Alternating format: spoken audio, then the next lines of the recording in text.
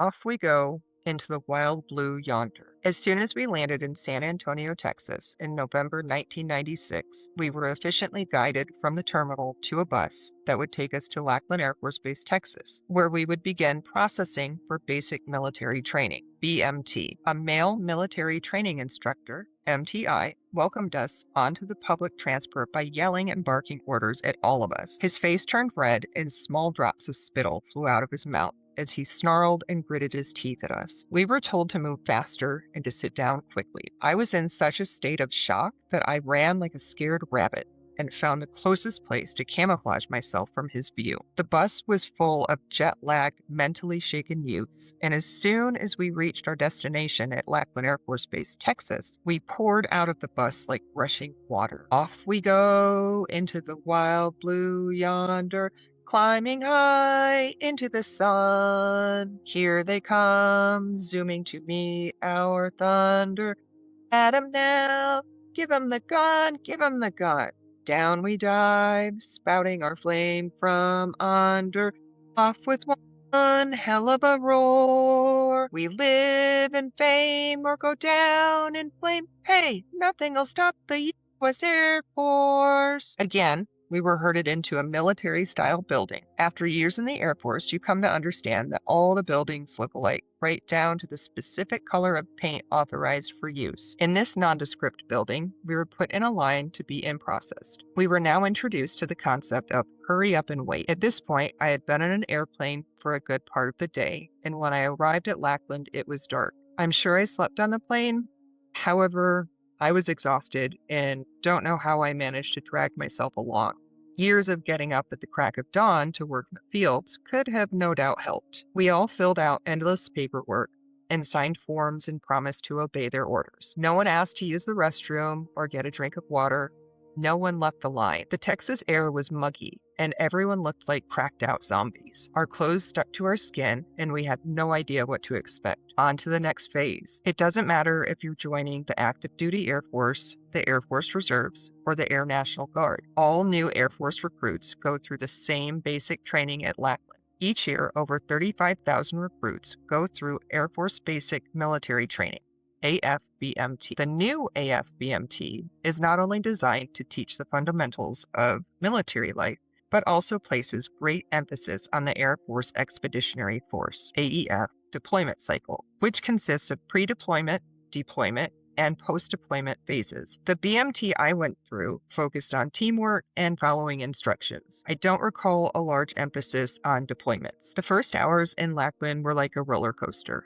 The MTI, we called them TIs, on the bus was rough and angry, and yet the in-processing crew was quiet but stern. Once we were herded to our official BMT flight, U-017, we were introduced to still another set of characters playing their role as our military guardians. I was told to stand in line with all the other girls in my new flight. There were about 5 columns with approximately 9 girls completing the separate rows. We each stood gripping our travel bag, staring directly at the back of the head of the person in front of us with no intention of looking around. If you were lucky, you were in the middle, buffered by other nervous girls. The TIs stiffly walked back and forth in front and to the sides of us, occasionally stopping to loudly point out how ridiculous someone looked or how pretty one of the girls must think she is with her makeup on. I thought I was in the clear until the world's daintiest female TI stopped in front of me and looked directly up into my face, smirking. She tore my bag out of my hands. I didn't dare move. Tinkerbell the Terror, I don't recall her name or rank, ran to the front of the flight and began to dance around like a ballerina, telling everyone how cute I was with my little floral bag. I was mortified. I never expected such a petite woman to be so threatening, and I only hoped it would be over soon. I guess I can thank my lucky stars. At least I was not one of the girls who lost control of their faculties and left a mess for the laundry crew to clean up later that week. Yep. Someone had a bowel movement in their pants. I don't know exactly how, but I had my bag in possession when we were herded up the stairs and into our dormitory. When standing in the doorway entering the dormitory, you could see the day room at the end of the hallway. To your left, there were 2 separate open bays which contained metal beds, some bunks, and the lockers where we stored our uniforms and toiletries. To the right was the latrine and shared shower area. Upon entering the dormitory after we all dumped our belongings into a closet, we were forcefully told to go to the communal shower area and undress. I was never a big fan of public nudity, and even in high school, I did not like showering in front of other girls. I would shower wearing my towel, or I would use the single showers set aside for girls on their monthly menses. I took band, and I played the clarinet for an entire year to get out of showering in front of others. Needless to say, the situation was so intimidating that I ran naked along with the rest of the girls and didn't think twice. I splashed some water on my body and face and wet my hair, trying to avoid the slippery skin of the girls next to me. It makes me cringe now, thinking of the fact that none of us had shower shoes. While running back out of the shower to grab my towel, who knows where the towel came from at that point, I noticed everyone was diverting their path away from something. It reminded me of a Discovery Channel episode involving gazelles and lions. When I got to the drain in the changing area, I saw what it was: a bloody maxi pad still attached to someone's underwear. I also diverted and dressed as quickly as possible. After we were showered, if you could call it that, we were told to get in bed. Our flight TI, also known as our team chief, Senior Airman Johnson, made fun of those girls that might cry themselves to sleep and said the charge of quarters, CQ, downstairs could hear, so they better keep it quiet. Her attempt at intimidation was a normal psychological tactic to try to help us toughen up for what the future held. After all of this, I didn't cry. I just slept, and quite soundly, I might add. I woke up to the faint sound of an alarm, and I groggily looked around. The bay was dark, save for a strange red strobe light, and I caught a brief glimpse of someone exiting through the back door. I crawled out from under the thin and scratchy olive drab blanket and jumped off the top bunk in my sports bra, shorts, and shower shoes. Where did those come from? I could have used them in the shower. And I followed them into the night. I hazily heard a female voice screaming for all Flight W017 trainees to come to a designated area. My first night in BMT, and we had a fire drill. Sometimes I wonder if anyone tried to wake me up, as I'm a heavy sleeper. If they were as out of it as me, they probably didn't even think to try. Over the next few weeks, we were taught several basic tasks which would show our ability to follow directions. Every day began at 4:45 with the sound of revelry. When making our beds, we were instructed to incorporate hospital corners that allowed for absolutely no wrinkles. Our drawers were to be organized perfectly with all of our t-shirts and underwear folded into 6-inch squares, again, wrinkle-free. The level of detail was such that your toothpaste holder had to be square so that when the TI opened your drawer to inspect, nothing moved. If it did move, or your bed was not up to par, it was dumped out or torn from the metal frame and thrown across the room. Even the small TIs had the strength of an ox when they saw something out of place. In the chow hall/dining facility, you would walk sideways, which was called sidestepping, along the serving area, all the while pushing your tray along as you were given your food items and your 3 glasses of water. There was a rumor that the water was amended with some sort of hormone-reducing ingredient, which was why most girls didn't get their period while in BMT. I doubt this misinformation and believe it was due to stress. You did not look up, over, or anywhere other than straight ahead blindly. After your tray was full, you would complete a half face, which would place you right in front of the snake pit. You would walk towards the snake pit and stand directly in front of it, thus giving the 3 to 4 TIs occupying the seats of the snake pit time to thoroughly review your uniform. If you didn't offend the vipers, you would then complete several more facing movements until you finally made it to your table. There did exist a tall, shiny metal dessert stand,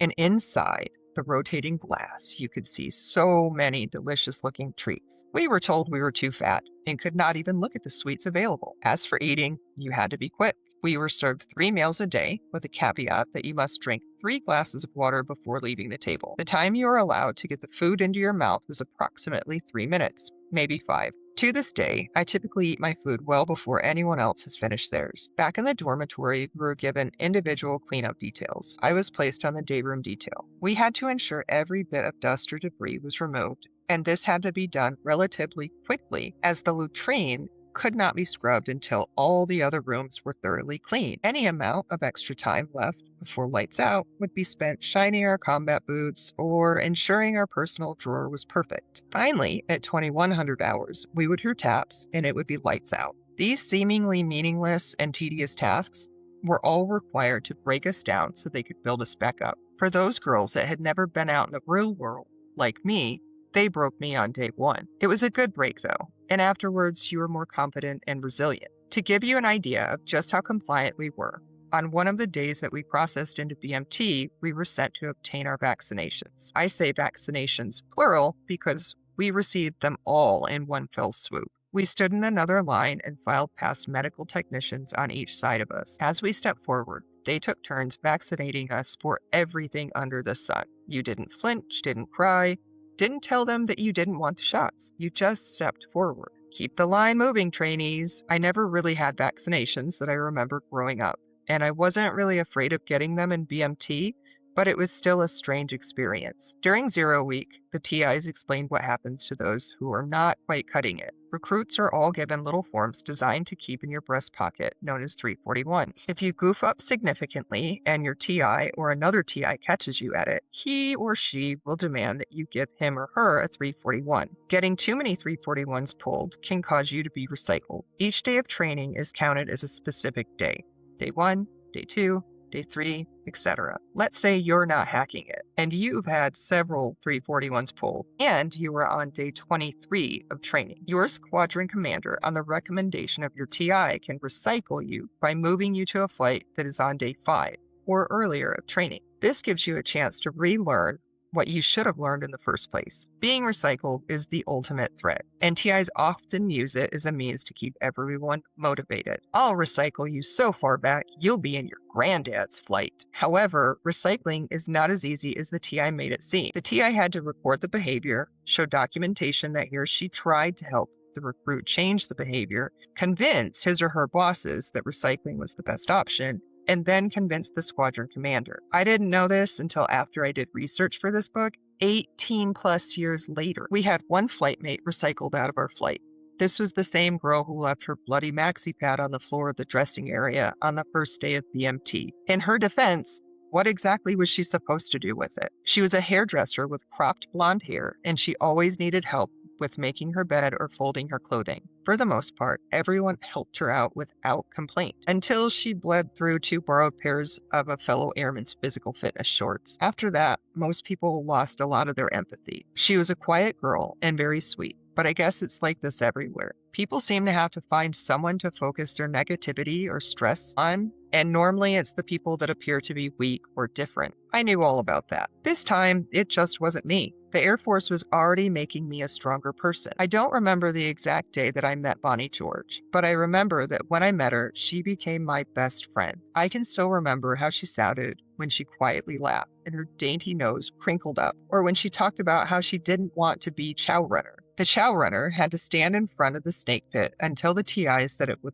their flight's turn to eat, and then they would have to sprint to retrieve the flight. No one wanted to be the chow runner. Now that I think about it, they probably purposely chose the most reserved of the recruits to try to make them more resilient. I believe Bonnie was only chow runner for a portion of the time, and another recruit appearing to be timid was chosen when they felt their work was done with Bonnie. Bonnie was a small-framed girl with shoulder-length, perfectly straight, medium brown hair. Her hair didn't do the ridiculous outward flip like mine did at that length, and up until that point, I didn't even know how to use a straightener, if I had even had one. She was shorter than me and probably stood 5'1", and she couldn't have weighed more than 80 pounds. Bonnie said she was from Montana. I want to say Butte because I laughed when she said it and said it sounded like butt. And sadly, that's about all I can remember that she told me at the time. I remember talking about our families, and from the sound of hers, she had a great one, just as I had before my father chose to leave, and the Calamity brothers and their degenerate father came into the picture. She was very soft-spoken, but she was just as tough as the biggest girl on our flight. RTI, Senior Airman Johnson, liked to pick on her, and she would scream right in her face until Bonnie started to cry. I would always be nearby, and although I didn't dare intervene,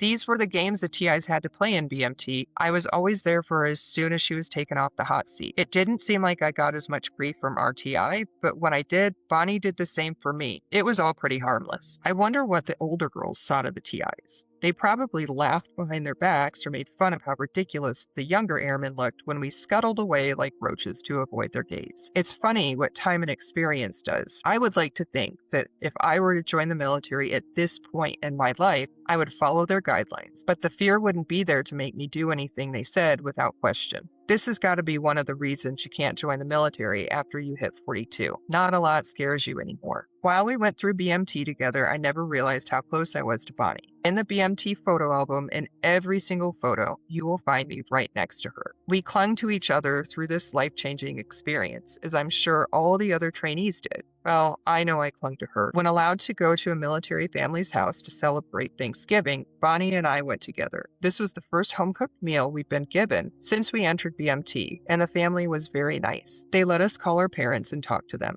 This was the first time I cried when I talked to my mom. I stood in the military family member's bedroom on the phone crying to my mom, just like I would have when I was little. When we came back to the dormitory, we found out that one of the girls that stayed behind told the TI she was hungry, and the male TI told her to take a shit. The TI's job was to evoke fear in each one of the trainees. This particular TI took it a little too far, in my opinion. To be honest, I still don't understand how relieving yourself could help you with hunger pains. When we did physical fitness, PT, we would leave our dormitory and walk downstairs to the cement pad underneath the building overhang, where we would do our push-ups and sit-ups. I wasn't in the worst shape, and the sit-ups came easy. I was never good at push-ups with my string bean arms, and it took a lot of encouragement from the other girls to do as many as were required. One day, we were out marching at our BDUs, and it was raining. It had been coming down hard all night beforehand. The draining system is close to non-existent in Texas, and we were wading through ankle-deep churning water. It was everything you could do to try to keep in sync with the flight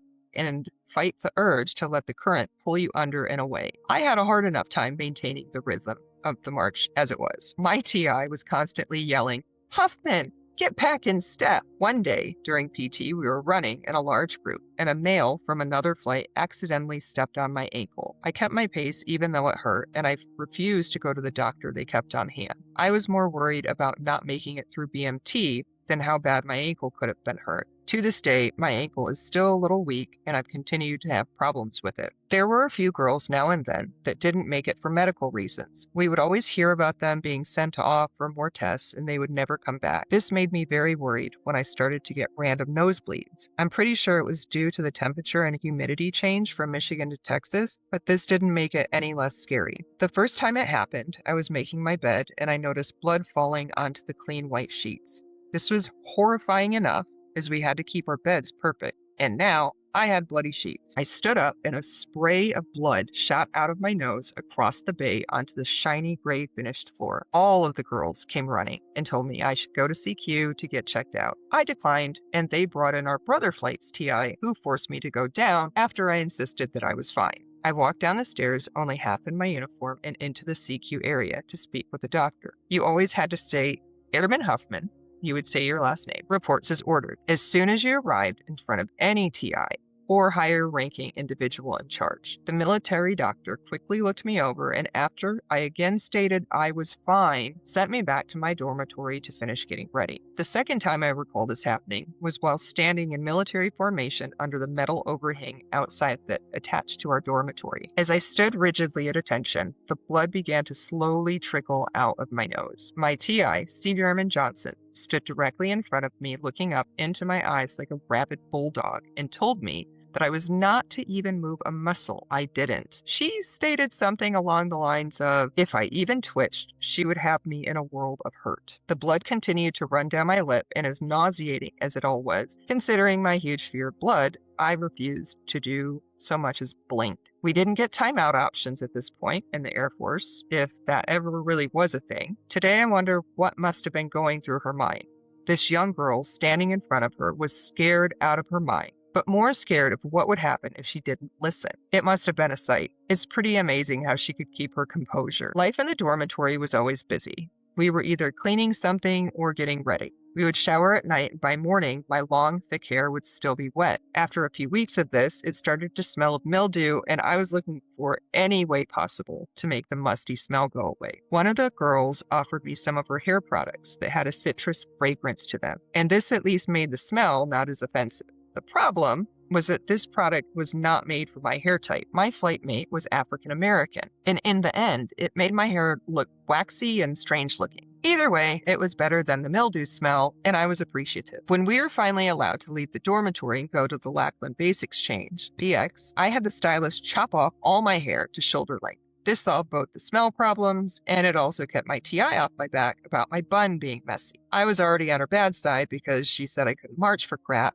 And as I noted earlier, she'd threatened several times to do something or other if I didn't get back in step. I think she was proud of herself for winning the battle, as cutting your hair for some people is a big decision. For me, I just figured it's only hair and it would grow back. I think this was probably the second time in my life that I had paid to get a haircut. Normally, my mom just cut it or gave me one of those horrendous perms that I constantly begged her for. Funny how things come full circle. My 17-year-old son begs for perms now. Apparently, the broccoli look is in with the teenage boys. One of the tests we had to pass was performing dorm guard duty for our dorm and a baby flight on separate occasions. Baby flights were brand new trainees that had just come into BMT. You could tell who they were due to their bright white issued running shoes, as they hadn't got their combat boots yet. The dorm guard consisted of having a member of your flight guarding the entrance of your dormitory or a baby flight dorm 24 hours per day for 2-hour shifts. Only certain people are allowed to enter your guarded dormitory unescorted,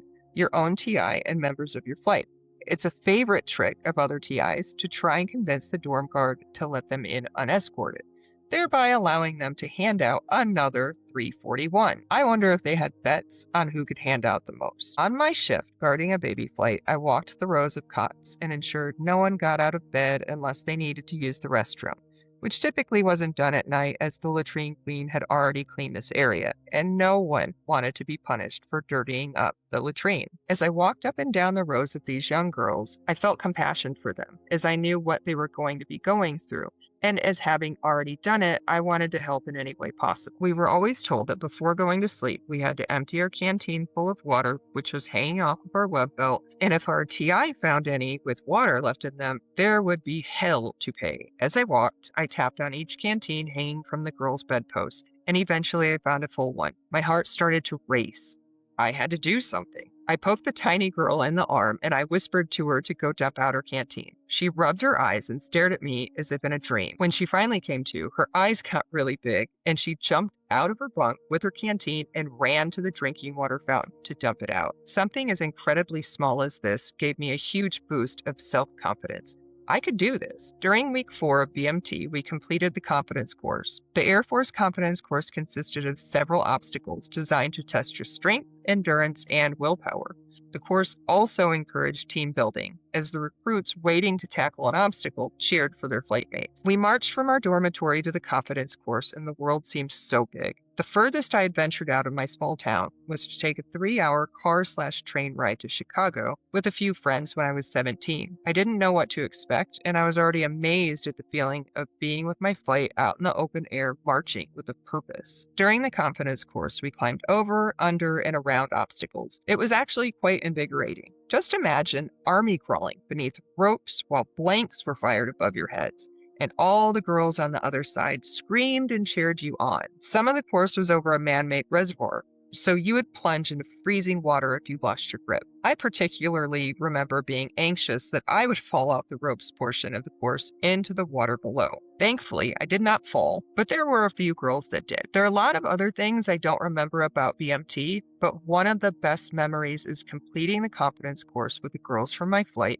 and feeling like I could take on the world. The Air Force now has what they call Warrior Week, which is their version of War Games, if I understand it correctly. Whoever can steal the other team's flag or breach their security wins. I don't remember an entire week. However, I do recall spending the night in the field with my flight and ensuring someone did not manage to break into our tent. You would think a girl who had grown up in the country and liked to play war in the forest across the street from her house would have no problem staying one night in the field. Not so. I was fine completing the required marksman training and performing security type duties. However, when it came time to sleep in the tent, I just about lost it. Texas is known for its large insects, and I have never been much for small creepy crawlies finding their way into my bubble. In Michigan, I would sometimes wake up to a hairy wolf spider staring at me from my bedroom wall directly by my face, or I would go into the bathroom to let the water out of the bathtub, and there they would be walking along the bottom using air bubbles around their heads to keep them from drowning. I would just run out and hide in my room, eventually falling asleep. In the morning, when I figured they'd finally drown, I would go in to let out the water, and they'd still be there, walking along the sides and bottom like they were astronauts on the moon. All night long, the crickets, at least that's what I think they were, landed on top of my crisp, white sheet that I had cocooned myself in, and I screamed to high heaven. I'm surprised that the TIs never came in and put me in a world of hurt, but they didn't, and the only ones that continued to tell me to shut up were my flight mates. To be quite honest, I don't blame them. I found some photo booth photos taken from 24 and 25 December 1996. And in it, Bonnie and I are laughing and giving serious faces in our blues uniforms. Our friend Katie was among a few of them as well, and you can see the innocence and goofiness in each of our demeanors. There were also a few of the males from Brother Flight in a few photos with us, one of them being a guy who had come from MEPS in Michigan at the same time as me. I don't think we ever got their names. It was all very innocent and carefree. By this time, we would have been in our last weeks of BMT, and we would have been allowed to get candy from the small shopette or go to the BX and buy small items. The very first time we were allowed to go to the shopette, we were specifically told not to purchase candy. We were told we could buy toiletries, and that was it. When we returned to the dormitory, some of the girls had not listened to the instructions and were caught with candy wrappers. Our TI was not happy. We were threatened that if someone didn't come forward, we would all pay for it. I don't recall whatever happened with that incident. However, I can still remember the wry grin on Katie's face when she admitted to me that she'd been one of the girls with the candy. I just looked at her in shock, wondering that anyone could go against any rules, possibly leading to their removal from BMT. During our last day at BMT, RTI Senior Airman Johnson held an amnesty hour where we could all tell her things we did that we weren't supposed to do without retribution. I told her that I sometimes wore 2 t-shirts to avoid folding them, and we all hid our clothes in our laundry baskets. Some girls hid things in the bedpost, and others wore 2 sets of underwear. Maybe I did that too, but I don't remember. We found all of this hilarious. But as I think about it now, I'm sure she used the information to ensure future trainees didn't try to get away with the same infractions. It makes more sense how they seem to always be one step ahead of us. Senior Airman Johnson chuckled as she heard all of our stories. One story I don't think she would have laughed at was the one that involved Brother Flight next door sneaking in and commingling with a handful of the girls. I was told later that one of the boys came to my bed and tried to wake me up, and I wouldn't wake up. He's lucky I didn't. I do believe he would have walked away unhappy with a need to throw up. Maybe the girls didn't tell her about this because it didn't happen until after amnesty hours. Or maybe they just knew she wouldn't be so forgiving about this incident. Our flight was allowed a town pass to the San Antonio Riverwalk once during our time here. I, of course, went with Bonnie, and we went on a river tour called the Rio San Antonio Cruise. We had a photo taken of us afterward, and I must have treasured our friendship because I bought the photo. This was a big thing for a huge penny pincher to do. We also had a caricature made that I still have. We were in full dress blues, and everyone knew that we had to be from BMT. You watched your P's and Q's as if you never knew where the TIs were, or when they were going to pounce on you for doing something you shouldn't. Some girls that had family or friends nearby would sneak into civilian clothes so they could walk around unnoticed. No way would I have done this, if even given the chance. In fact, the TIs warned us specifically not to do this because they would know. Bonnie and I were perfectly happy just walking around and seeing everything we could. San Antonio was so different than anything I had ever known. The Riverwalk was full of people in stores, and everyone seemed so happy to be there. All around you were unknown faces and aromas of some new and interesting food. In all of my life, I had only eaten at maybe one actual restaurant. Bonnie and I walked and walked until our feet couldn't go any farther, and it was time to head back to the dormitory. This was one of the most carefree and pure memories that I have, and in it, Bonnie was there, the epitome of all of these attributes. I have a photo of her standing erectly next to an employee of the Hard Rock Cafe. Her huge smile and bright eyes speak volumes. Everything in BMT was a test. Could you march, follow orders, and hold the standards of an Air Force member while out in public? We passed all the tests. Now it was time to move on to your designated technical training school. Mine would be Brooks Air Force Base, Texas, to become a bioenvironmental engineering journeyman. We weren't given much time after finding out where we were being sent to discuss our future with our flight mates. I knew that 3 of my flight mates were slated to go with me to Brooks, but for the life of me, I couldn't recall where Bonnie was going or what her occupation was going to be. We all packed our 3 bags, 2 for uniforms and 1 bag for personal items, and we prepared to get on our separate military buses. The excitement was in the air, and some of the girls took photographs with each other. I have several of these photographs, and I've shared them with the girls that I've been able to locate.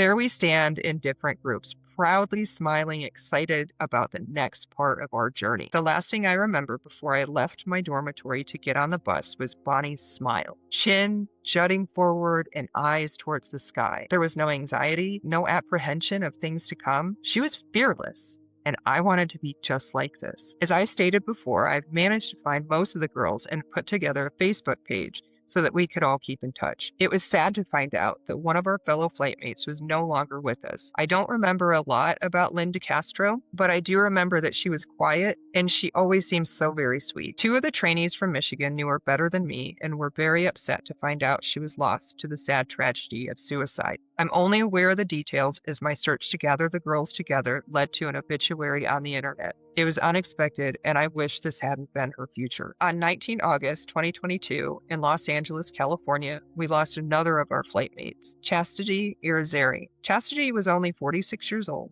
and was an event planner and talent booker. I remember her from BMT as a spicy and beautiful New Yorker with long, straight, raven black hair who could make you laugh at the strangest times. Her sister posted the following on her Facebook page. I post this with tremendous pain that I know will be shared by many. On August 19th, Chastity was called home. I hesitated in posting this as I wanted to maintain some privacy and allow my family to grieve. But I've also seen how much Chastity is loved by so many friends and family. One of the most beautiful things she taught me was unconditional love. There is never a doubt that she loves with all of her heart and soul. No matter who you are, where you're from, or what you've done, she passes no judgment. And while she didn't like to say sorry, I knew she always was. She never hesitated to forgive others either. I will miss our deep belly laughs when we'd laugh so hard we'd cry, mostly at the crazy things our family did. But I will take comfort in those memories we made together. I'm grateful that she was on this earth to be my sister and my best friend. In life, we meet people that leave imprints on our hearts, and before we know it, they're gone. In the brief time that we know them, we think life will always include them, and we don't do much to make sure that's in fact the case. I've met so many people throughout my life, and the lights within each of them have made my own brighter. This book is my journey to finding Bonnie's light in a sea of so many.